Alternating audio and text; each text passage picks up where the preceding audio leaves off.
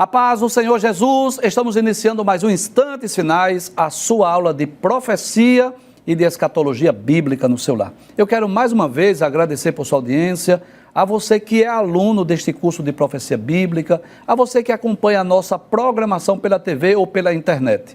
O sincero desejo do nosso coração é que não só os Instantes Finais, mas toda a programação da Rede Brasil esteja sendo uma bênção para a sua vida. Que Deus te abençoe. Que as bênçãos do Senhor Jesus continuem sendo derramadas sobre a sua vida, sobre a sua família. Seja muito bem-vindo aos Instantes Finais. E o nosso tríplice objetivo do programa é que, primeiro, se você já é cristão, se você já é evangélico, que você possa crescer espiritualmente, que você possa ter uma compreensão acerca do conteúdo profético das Escrituras, que você possa ser edificado através do estudo das profecias bíblicas e dos eventos escatológicos. Se você não é cristão, se você ainda não é evangélico, nosso desejo é que você possa receber Jesus como seu Salvador pessoal, para desfrutar de todos os benefícios, todos os privilégios que só Jesus pode oferecer, que é a salvação e a vida eterna.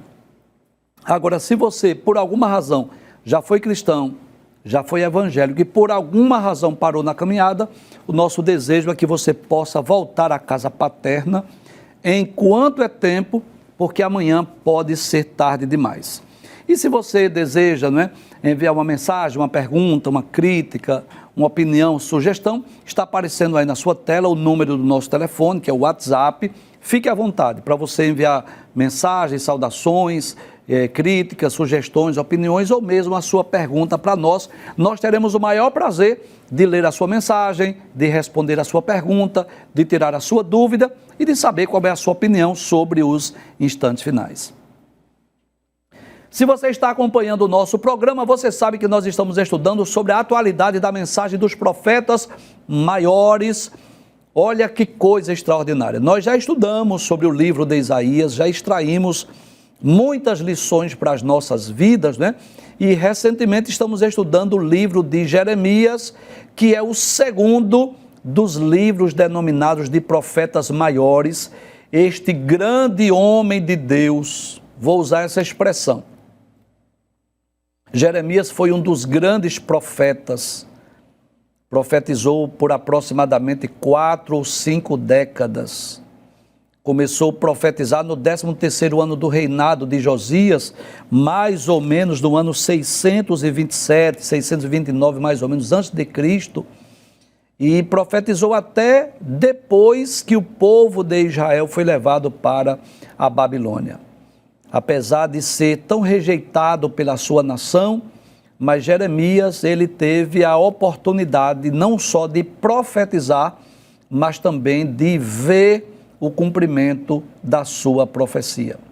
E no programa anterior nós estudamos sobre o chamado de Jeremias. Nós vimos que Jeremias foi chamado para o ministério profético ainda muito jovem. Ele tinha cerca de 21 anos de idade. Nós vimos que ele quis se excusar, Ele quis dizer, ele disse a Deus: eu não sei falar, eu sou uma criança, mas Deus fez uma série de promessas, Deus disse que antes que ele fosse formado no ventre, Deus já o havia chamado, havia escolhido, havia dado ele às nações por profeta. Deus disse que ele não deveria temer porque Deus estaria com ele. Deus tocou na sua boca, disse: eis que ponho as minhas palavras na sua boca. E assim, Jeremias aceita esse ofício, que é o ofício profético. No programa anterior, nós estudamos os versículos 1 a 12 do primeiro capítulo. É bom lembrar que o primeiro capítulo tem 19 versículos, mas nós nos detemos a estudar dos versículos 1 a 12. Hoje nós estudaremos sobre o seguinte tema: o amor de Deus e a rebelião do povo de Judá. Olha, eu diria que esse é um tema presente em praticamente todo o livro de Jeremias. Nós veremos na nossa aula de hoje, baseado no capítulo 2 do livro de Jeremias, que Deus traz a lembrança, Deus traz a memória do povo, aquele amor de outrora, porque você sabe disso, que Israel, de uma forma simbólica, ela é descrita nas páginas da Bíblia como sendo a esposa de Jeová. Assim como a igreja é a noiva de Cristo e se tornará esposa no futuro, no Antigo Testamento há toda uma simbologia em que a aliança de Deus com a nação de Israel é comparada a um casamento. E nós vamos perceber no capítulo de número 2, Deus vai trazer a lembrança, a memória do povo judeu. Aquele amor de outrora, né? Que eles demonstraram a Deus a sua obediência, a sua fidelidade. Mas essa é a verdade. Eles abandonaram a Deus, eles se tornaram pagãos, eles se tornaram idólatras, eles deram as costas para Deus, eles se tornaram politeístas, adoraram a vários deuses. E Deus vai, como que num diálogo, conversar através do profeta, perguntando: qual foi o mal que vocês viram em mim? Por que foi que vocês me trocaram por deuses falsos, por ídolos? É sobre isso que nós vamos estudar hoje. Vamos ler a introdução da nossa aula. Nós dizemos assim, que no capítulo 2 de Jeremias, o profeta dirige-se ao povo de Judá, chamando-o ao arrependimento por sua idolatria. O capítulo começa com Jeremias lembrando ao povo a fidelidade de Deus para com eles, desde o período no Egito até a sua entrada na terra prometida. E depois ele acusa o povo de afastar-se de Deus, cometendo adultério espiritual. Essas advertências de Jeremias têm relevância, olha aí a atualidade da mensagem, tem relevância para os crentes hoje, servindo como um lembrete da importância de permanecer fiel a Deus e evitar a tentação de afastar-se dele, como nós veremos a seguir, né? Então, eu posso dizer que a gente já pode até mesmo iniciar o programa aqui fazendo uma aplicação. Você deve lembrar que a primeira das 7 cartas enviadas às igrejas da Ásia, a primeira carta é exatamente a carta enviada à igreja de Éfeso. E aquela igreja de Éfeso era uma igreja caracterizada pelo amor, pelo trabalho, pelo serviço, pela dedicação a Deus, pela sua postura, pela sua fidelidade doutrinária. Mas havia algo naquela igreja que entristeceu a Jesus. Jesus disse assim: eu tenho contra ti que vocês deixaram o primeiro amor, né? Inclusive existem 3 conselhos ali para a igreja de Éfeso, né? Para a primeira das cartas do Apocalipse, que é lembrar-se de onde caiu, voltar, arrepender-se e voltar às primeiras obras, né? E eu posso fazer aí uma comparação do povo de Israel com a igreja de Éfeso. O povo de Israel, de forma semelhante, no início, quando foram chamados, quando foram escolhidos por Deus, até demonstraram amor a Deus, até demonstraram a fidelidade e a obediência, mas permitiram que o amor fosse se esfriando até que eles se tornaram pagãos e idólatras. E eu posso dizer que essa é uma realidade na vida de muitos servos e servas de Deus, né? Que permitiram que com o tempo o amor fosse se esfriando, fosse se afastando de Deus e fosse se envolvendo com o pecado, principalmente o pecado da idolatria. Vamos ler a palavra de Deus? Se você estiver com a sua Bíblia, nós vamos ler no capítulo de número 2 e nós faremos hoje uso de 3 versões. Na sua tela vai aparecer a NAA, que é a Nova Almeida Atualizada. À minha esquerda eu estou com a Bíblia Viva e à minha direita a Almeida Revista e Corrigida. Sempre que possível estaremos lendo essas 3 versões e fazendo aí uma comparação para uma melhor compreensão do texto. Veja o que diz Jeremias capítulo 2, versículo 1, falando primeiro sobre o amor de Deus para com o povo de Israel. Jeremias diz assim: a palavra do Senhor veio a mim dizendo: vá e proclame diante do povo de Jerusalém. Então essa mensagem era para o povo judeu, para o povo de Jerusalém. Que mensagem é essa, Jeremias? O que foi que Deus mandou você dizer? Ele diz assim: assim diz o Senhor. Como quem diz assim? Não são palavras minhas, não são palavras apenas de um homem judeu, filho do sacerdote Ilquias, não é a palavra do Senhor. E o que é que Deus mandou você dizer? Deus diz assim: lembro-me de você, meu povo, da sua afeição quando era jovem, do seu amor quando noiva e de como você me seguia no deserto, numa terra que não é semeada. Deus está trazendo a lembrança, a memória do povo, como eles serviram a Deus outrora, não é? Na Bíblia Viva, diz assim: mais uma vez o Senhor falou comigo e disse: vai e grita essa mensagem nas ruas de Jerusalém. Eu me lembro bem de como você procurava me agradar e demonstrar o seu amor como uma jovem noiva.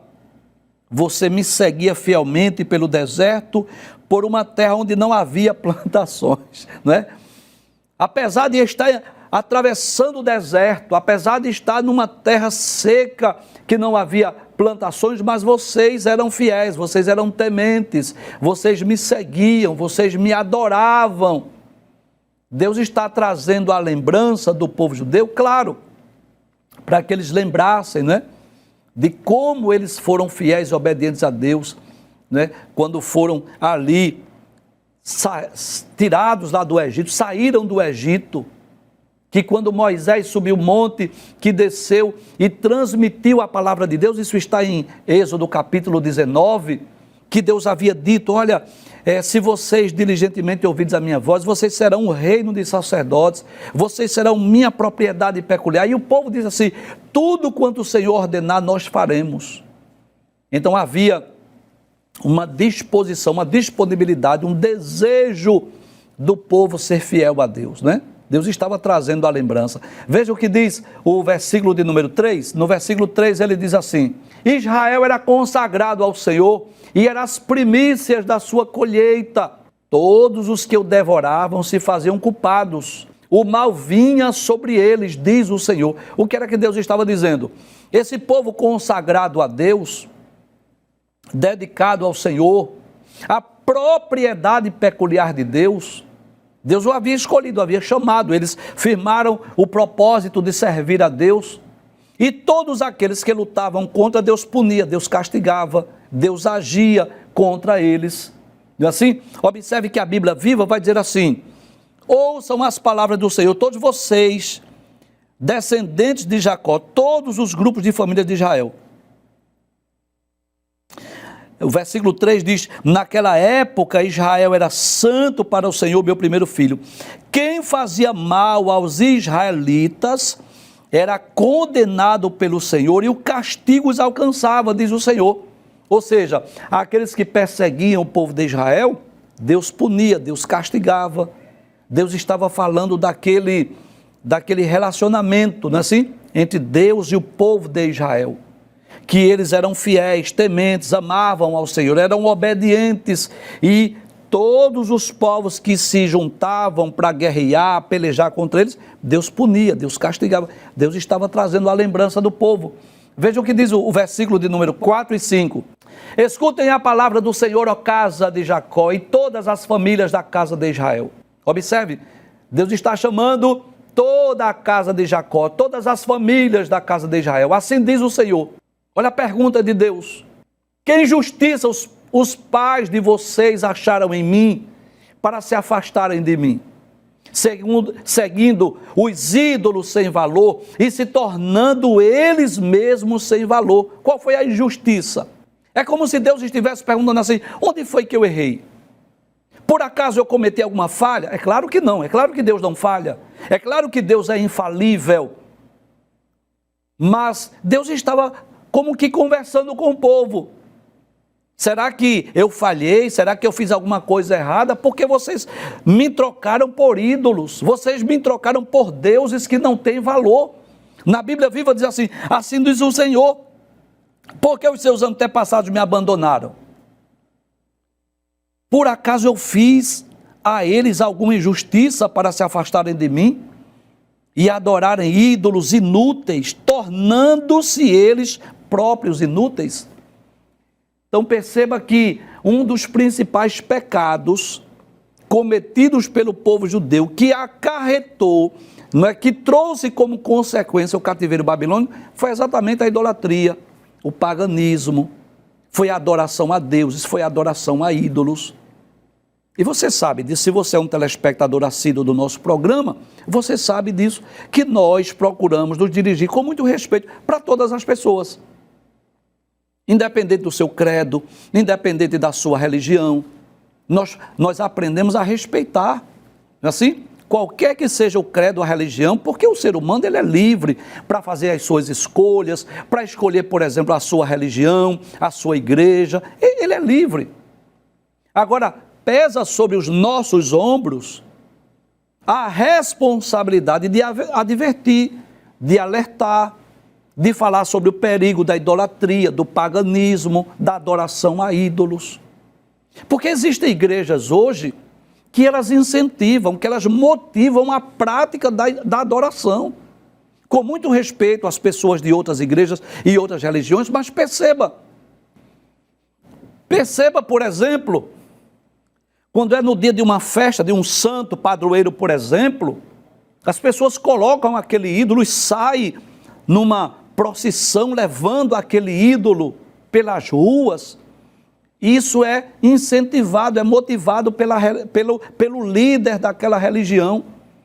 Quando a palavra de Deus proíbe terminantemente. Eu sei que você já conhece esse texto, mas eu faço questão de ler mais uma vez o que está lá no Decálogo, no livro do Êxodo, capítulo de número 20, esse é um dos principais temas do livro de Jeremias. E se nós estamos estudando sobre a atualidade da mensagem do profeta Jeremias, nós não podemos deixar de falar sobre esse assunto. Observe, o texto que nós lemos diz assim: assim diz o Senhor, porque os seus antepassados me abandonaram. Por que foi que eles me abandonaram? Mas não só isso, porque se tivesse abandonado a Deus e tivesse ficado sem adoração a outro Deus, menos mal, menos mal. Se alguém tivesse abandonado a Deus, mas ao menos dissesse assim, eu também não vou adorar a Deus nenhum, menos mal. Mas observe que o texto diz, por acaso eu fiz alguma injustiça para eles se afastarem de mim e adorarem ídolos inúteis? É Deus que está dizendo. É a palavra de Deus que está dizendo que os ídolos são inúteis. Aí Deus diz, olha, é a palavra de Deus, tornando-se eles próprios inúteis. Ou seja, alguém que adora um Deus, um ídolo inútil, se torna inútil igual a ele. Aí vamos ver o que diz a palavra de Deus em Êxodo capítulo 20. Diz assim, a partir do versículo de número 3, não terás outros deuses diante de mim. Não farás para ti imagem de escultura, nem de alguma semelhança do que há em cima nos céus, nem embaixo da terra, nem nas águas debaixo da terra. Não te encurvarás a elas, nem as servirás, porque eu, Senhor teu Deus, sou Deus zeloso, que visito a maldade dos pais nos filhos, até a terceira e quarta geração daqueles que me aborrecem. Então Deus proíbe terminantemente a idolatria. Deus está perguntando ao povo de Judá, ao povo de Jerusalém, através de Jeremias, o que foi que eles viram em mim? Qual foi o erro que eu cometi? Eu cometi alguma injustiça? Porque eles me abandonaram, mas não só isso. Eles foram em busca de deuses que são inúteis. Essa é a verdade. O povo de Israel estava adorando ídolos feitos por mãos humanas, por obras de artífice, quer seja de madeira, quer seja de prata, quer seja de ouro, quer seja de qualquer metal, mas feitas por mãos de homens. Sejamos sinceros, como é que eu posso construir um ídolo? Eu mesmo construir, eu vou me colocar aqui no lugar de um artífice, e eu mesmo construo, confecciono com as minhas próprias mãos, e onde eu coloco ele fica, ele não se move, ele não se mexe, ele não abre os olhos, ele não ouve, ele não escuta. E agora eu vou adorá-lo, eu vou reverenciá-lo, se eu sei que ele foi feito por mãos humanas. Aí Deus está dizendo, Givanildo, se você fizer isso, adorar ídolo inútil, você vai ser inútil igual a ele. Deus estava chamando. O que era que Jeremias queria? O que era que Deus queria através de Jeremias? Que o povo abandonasse os seus deuses, abandonasse os seus ídolos, voltasse a servir ao Deus verdadeiro, porque eles sabiam que foi Deus. Quem foi que tirou eles lá do Egito com mão forte, enviando as 10 pragas sobre o Egito? Quem foi? Foi algum ídolo? Foi algum deus cananeu? Claro que não. Quem foi que abriu as águas do Mar Vermelho para que eles passassem com pés enxutos? Quem foi que fechou as águas do Mar Vermelho para matar o exército do Egito, o exército de Faraó? Quem foi que tornou as águas de mar amargas em águas doces? Quem foi que mandou coluna de nuvem de dia, coluna de fogo de noite? Quem foi que mandou o maná do céu? Quem foi que mandou codornizes? Quem foi que fez sair água da rocha? Quem foi que deu vitória ao povo diante dos amalequitas, diante de Amaleque? Quem foi que abriu o rio Jordão para que eles passassem a pés enxutos? Eles conheciam tudo isso. E abandonaram o Deus vivo, o Deus verdadeiro, que é criador, sustentador, provedor, mantenedor de tudo, para adorar o quê? Ídolos mortos, deuses mortos, feitos por mãos humanas. Deixa eu fazer algumas perguntas aqui. Há no Novo Testamento, eu li já esse texto no Antigo Testamento, né? Eu sempre recomendo Êxodo capítulo 20, Deuteronômio capítulo 5 e o Salmo de número 115. Mas vamos lá para as páginas do Novo Testamento. Há alguma recomendação por parte de Jesus ou dos apóstolos para nós pedirmos algo a outro ser senão a Deus? O próprio Jesus disse que nós devemos ir a Deus no nome dele. Então, essa proibição contra a idolatria está no Antigo e no Novo Testamento. Nós não vamos ver nenhum dos apóstolos e nem Jesus mandando, ordenando, orientando ou ensinando que nós deveríamos nos curvar, nos prostrar, fazer imagens, ídolos, de forma alguma. Há algum relato, algum registro no Novo Testamento que Jesus ou os apóstolos tenham feito petição para alguém que já tenha morrido? Jesus ou os apóstolos fazendo petição a algum ídolo, ou algum deus, ou alguma divindade, ou alguém que fosse um personagem do Antigo Testamento? Não. Por quê? O nosso acesso a Deus é através de Cristo, é através de Jesus. Tem muitas pessoas que estão colocando outros mediadores entre o homem e Deus, além de Cristo. Pessoas que estão indo a Deus em nome de A, B, C, fulano, beltrano e cicrano, quando o próprio Paulo deixou bem claro, 1 de Timóteo 2:5, Paulo diz, só há um Deus e um só mediador entre Deus e os homens. Quem é? Jesus Cristo, o homem. O próprio Jesus disse assim, eu sou o caminho, a verdade e a vida, e ninguém vem ao Pai senão por mim. Então, Jesus é o caminho de acesso a Deus. Se nós queremos algo da parte de Deus, nós devemos recorrer a Deus no nome de Jesus. Deixa eu ler o texto mais uma vez. Aí o que é que Jeremias vai dizer assim? Que injustiça os pais de vocês acharam em mim? Como que diz assim, eu cometi alguma injustiça? Será que eu fui desleal com ele? Será que eu fui infiel com ele? Será que eu fui injusto? Para que eles se afastassem de mim, seguindo os ídolos sem valor. Observe, é Deus que está dizendo que os ídolos não têm valor. Aí Deus diz assim, e se tornando eles mesmos sem valor. Ou seja, a partir do momento que alguém está adorando, servindo, seguindo ídolos sem valor, está se tornando também uma pessoa desvalorizada, sem valor algum. Veja o que diz a palavra de Deus, versículo de número 6. Aí Deus diz assim, eles não perguntaram, onde está o Senhor que nos tirou da terra do Egito e nos guiou pelo deserto, por uma terra árida e cheia de covas, por uma terra de sequidão e sombras de morte, por uma terra em que ninguém passava e na qual não morava ninguém? Ou seja, eles não perguntaram pelo Senhor, pelo Deus vivo, pelo Deus verdadeiro. A Bíblia Viva diz assim, eles nem se lembraram de que eu, olha Deus trazendo a lembrança, eles nem se lembraram de que eu, o Senhor, os havia tirado do Egito, os havia guiado no deserto árido, cheio de covas, uma terra seca e de sombra de morte, terra onde ninguém vive e pela qual ninguém passa. Deus estava lembrando o quê? O período do Êxodo, aquele período de aproximadamente 40 anos, onde, sob a liderança de Moisés, os filhos de Israel atravessaram o deserto. Como Deus cuidou do seu povo. Como Deus preservou aquele povo. A Bíblia nos mostra que havia uma coluna de nuvem de dia.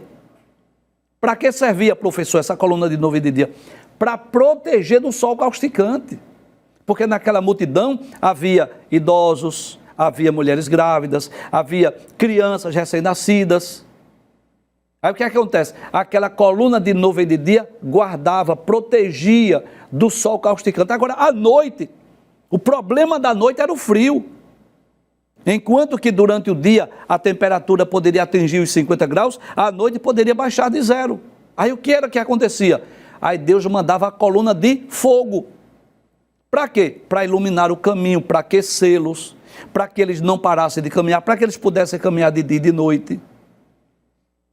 E Deus vai provendo, Deus vai suprindo a necessidade. Havia um pão que caía do céu chamado maná, que Deus mandava todos os dias, detalhes, do céu. Todos os dias caía, exceto o sábado. Na sexta-feira, algo muito interessante na história do maná, que na sexta-feira eles podiam guardar para o dia seguinte. No sábado não caía maná. Se outro dia da semana eles guardassem para o dia seguinte, apodrecia. Mas da sexta-feira, do dia que antecedia o sábado, eles poderiam guardar para o dia seguinte, que não apodrecia. Deus manteve o povo com o maná. Quando o povo enjoou do maná, Deus mandava codornizes. Deus fez sair da água da rocha. Deus guardou, guiou, protegeu, livrou o povo durante os 40 anos. E eles agora chegam em Canaã. Olha que coisa interessante. Conquistam a terra. E o que é que o povo faz? Abandona Deus e vai atrás dos ídolos. Deixa eu ler mais uma vez esse versículo. O versículo 6, não é? Eles nem perguntaram, onde está o Senhor que nos tirou da terra do Egito, nos guiou pelo deserto, por uma terra árida, cheia de covas, por uma terra de sequidão, de sombra de morte, por uma terra em que ninguém passava e na qual não morava ninguém. Deus estava falando daquele deserto que eles atravessaram. Veja o que diz o versículo 7. Aí Deus diz assim: eu os trouxe para uma terra fértil. Você sabe disso? Que a terra de Canaã é conhecida como a terra que mana leite e mel. Você deve lembrar que no livro de Números, né? Capítulo de número 12, 13, aquela ocasião em que Moisés manda 12 espias espiar a terra de Canaã, que eles trouxeram as novidades do fruto da terra. Vieram 2 homens trazendo uvas para mostrar, não é assim, o quanto a terra de Canaã tinha bons frutos, é a terra que mana leite e mel. Deus disse assim: eu os trouxe para uma terra fértil, para que vocês comessem o seu fruto, as coisas boas que ela tem. Mas depois de entrar, vocês contaminaram a minha terra e fizeram da minha herança uma abominação. Ou seja, o povo não soube ser grato e não soube retribuir a bondade, a fidelidade, a misericórdia de Deus.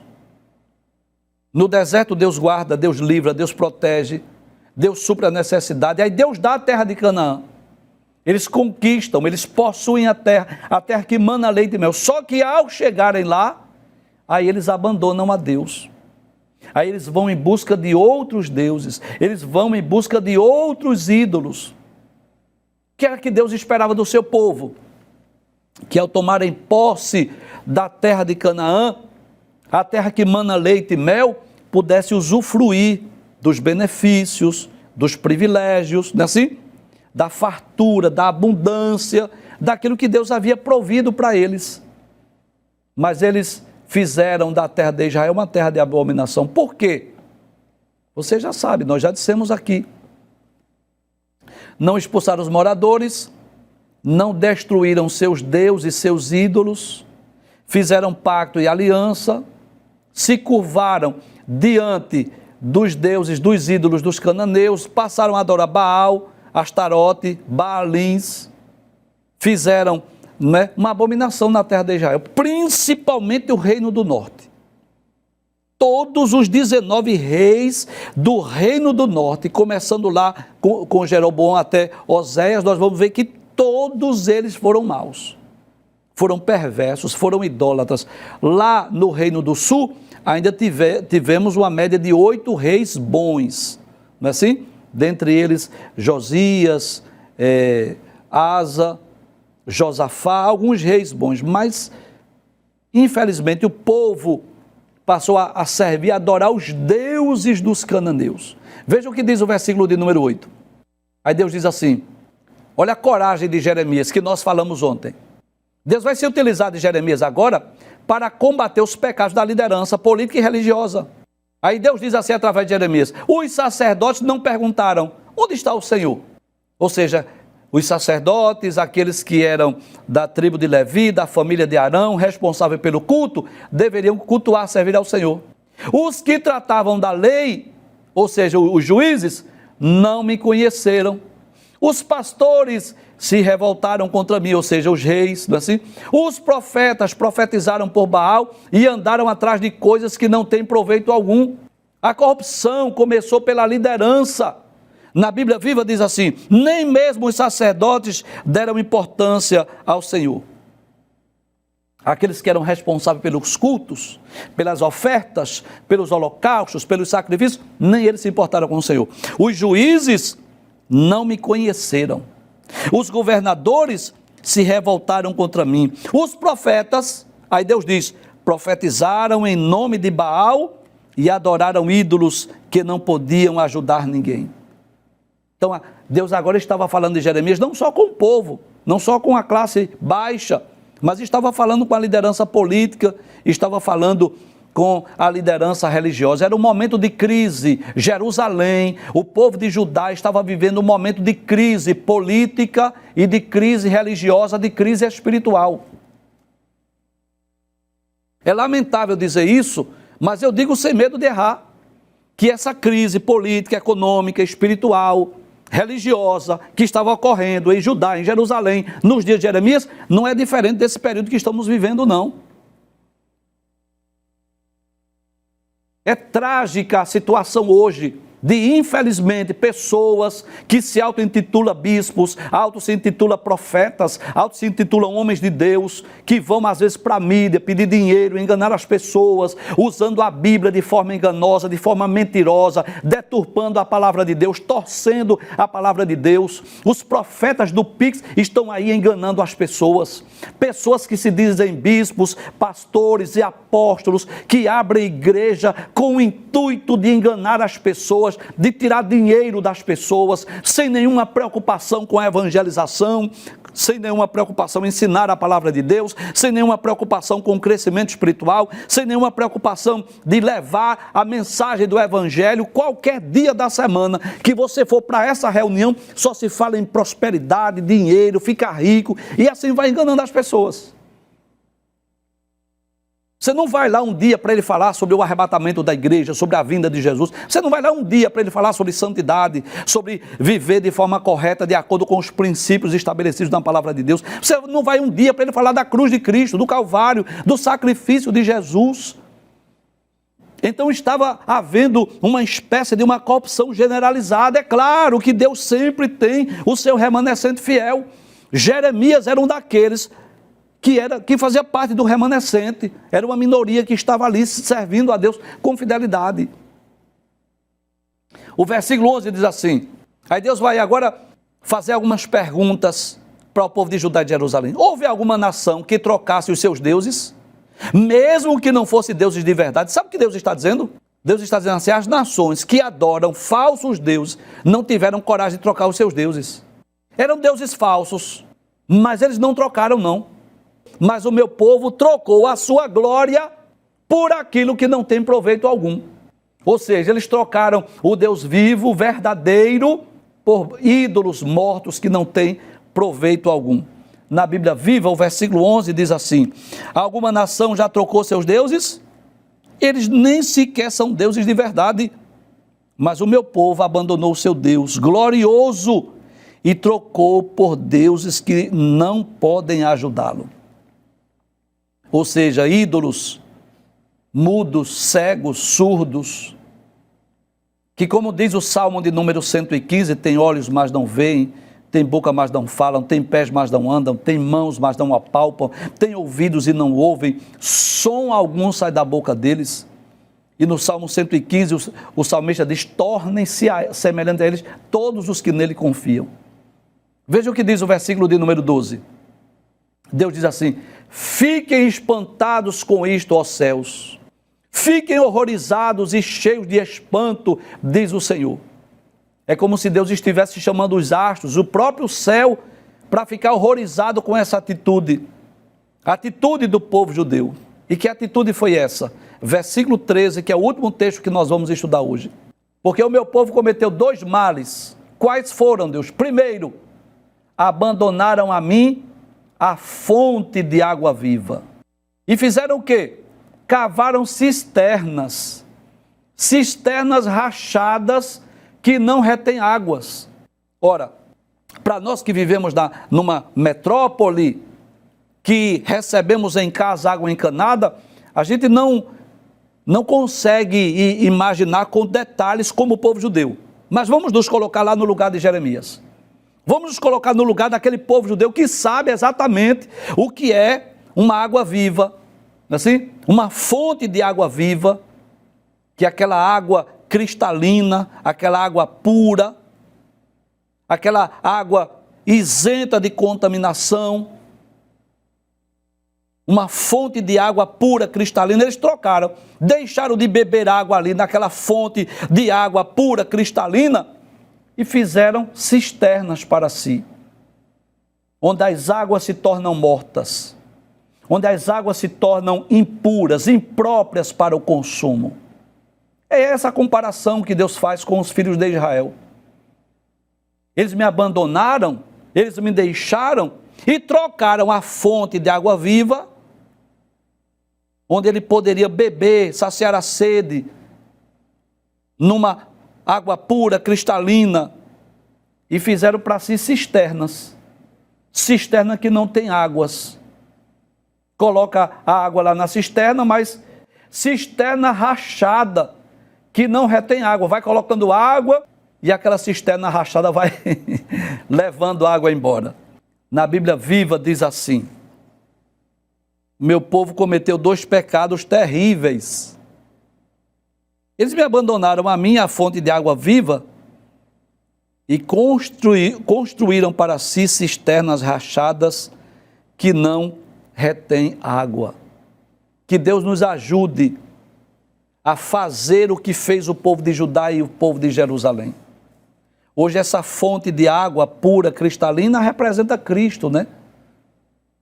Ele mesmo disse à mulher samaritana: qualquer que beber dessa água aí, torna a ter sede, mas aquele que beber da água que eu lhe der, nunca mais terá sede, porque vai nascer dentro de si uma fonte que jorra para a vida eterna. Lá no capítulo 7, versículos 37 e 38 do Evangelho escrito por João, na festa dos tabernáculos, no último dia da festa, Jesus disse: quem tem sede, vem a mim e beba. Como diz as Escrituras, quem crê em mim, rios de água viva fluirão do seu ventre, fluirão do seu interior. E disse isso acerca do Espírito Santo que enviaria àqueles que nele crescem. É lamentável dizer isso, né?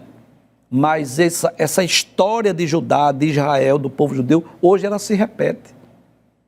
Pessoas que abandonaram a Deus, abandonaram Cristo, abandonaram o Deus verdadeiro para se curvar, adorar e se prostrar diante de imagens, diante de esculturas, que é Deus quem diz que são ídolos sem valor.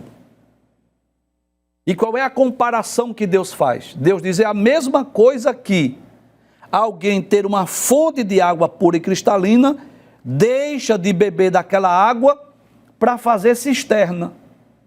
Só que cisterna com a parede rachada, que vai colocando água e a água vai embora. Ou seja, aquela cisterna que não tem valor algum. Mas que Deus nos guarde, nos livre de fazermos como os filhos de Israel, que embora tenham recebido tantos favores, benefícios, presenciado tantos milagres, ao chegar na terra de Canaã, infelizmente, abandonaram o Deus vivo e verdadeiro.